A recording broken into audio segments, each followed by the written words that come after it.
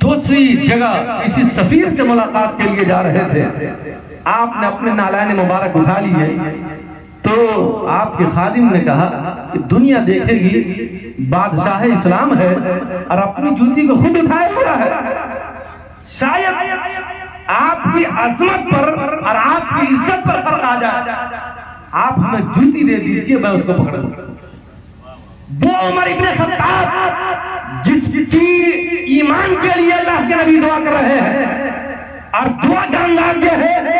اللہم اعز الاسلام، اے اللہ اسلام کو معزز کر دے، اسلام کو باعزت کر دے،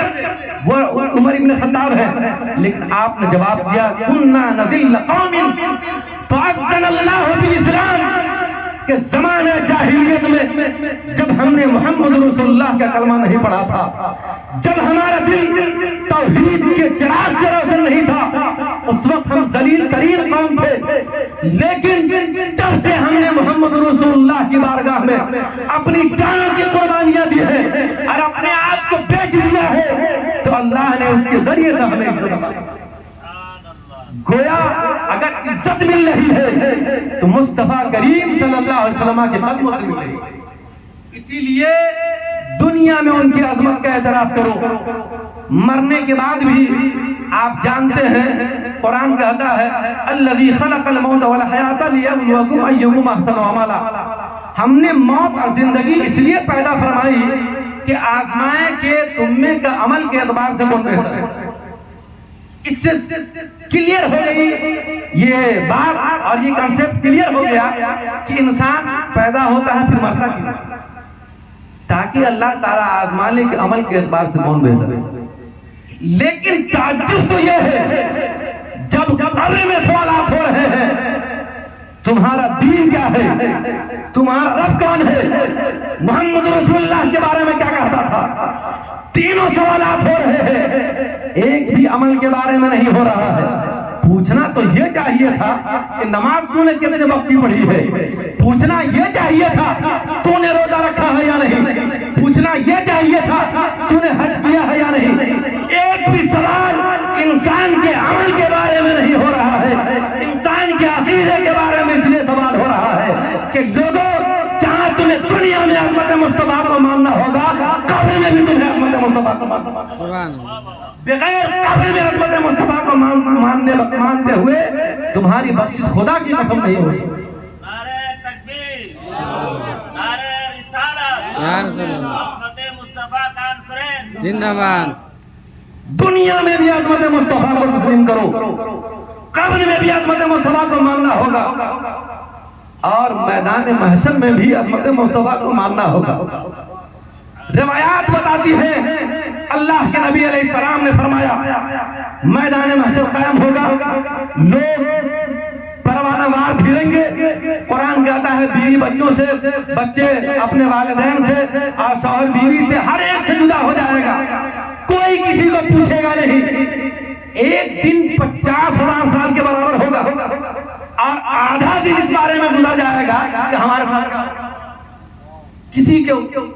کچھ سمجھ میں نہیں آئے گا کہ کیا کریں، کچھ سمجھ میں نہیں آئے گا۔ اب آدھا دن کا مطلب 25,000 سال کے برابر آدمی گزار چکا ہوگا بے چینی کے عالم میں کہ ہم کیا کریں۔ بڑی لمبی حدیث ہے، انبیاء کرام کے پاس آئیں گے، سب کہیں گے کہ یہ میرے بس کا نہیں، کہیں آپ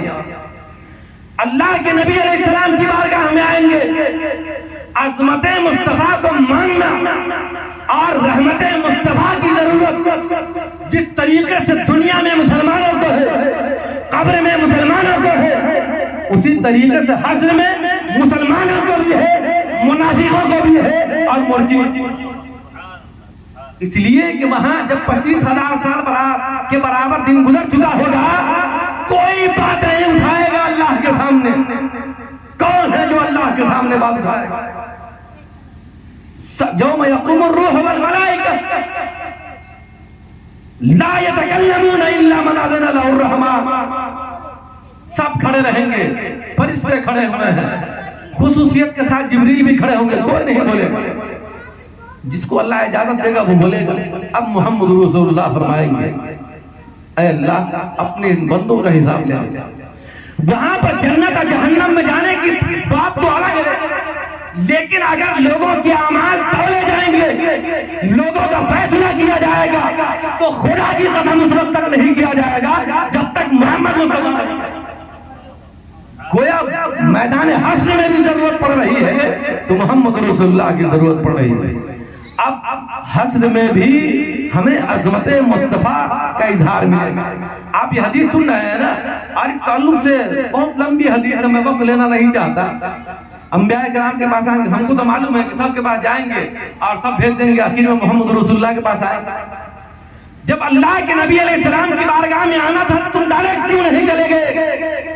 جب اللہ تعالیٰ بندوں کا حساب کرنا چاہتا ہے تو اللہ تو علیم بذات صدور ہے، جو ہمارے دلوں کے اندر اللہ جانتا ہے، اور جو فرشتے اللہ نے مقرر فرمائے ہیں وہ نامہ اعمال تو فرشتے سامنے رکھیں گے، لیکن اتنا بڑا حشر قائم کیا جائے گا، نبیوں اور رسولوں کے پاس لوگ جائیں گے اور سب آخر میں محمد رسول اللہ کے پاس کیوں آئیں گے؟ تو علامہ حسن رضا فرماتے ہیں فقط اتنا سبب ہے انعقاد بزم محشر کا کہ ان کی شان محبوبی دکھائی جائے۔ اللہ جس کے بارے میں چاہتا فیصلہ کر دیتا جہنم میں جائے گا جنت، جس کے بارے میں کہے گا جہنم میں چلا جائے جہنم میں چلا جائے گا۔ کون ہے جو اس کے سامنے کھڑا ہو کر کہے کہ اے اللہ ہمارے اعمال کو تول دے، اے اللہ ہم دیکھنا چاہتے ہیں کہ ہمارا عمل کیسا ہے۔ حضور تو یہ فرماتے ہیں کہ 400 سال یا 4000 سال ایک آدمی عبادت کیا ہوگا اور اللہ فرمائے گا جنت میں لے جاؤ، تو وہ کہے گا کہ میں اپنے عمل کی بنیاد پر جا رہا ہوں اور انصاف کی بنیاد پر جا رہا ہوں۔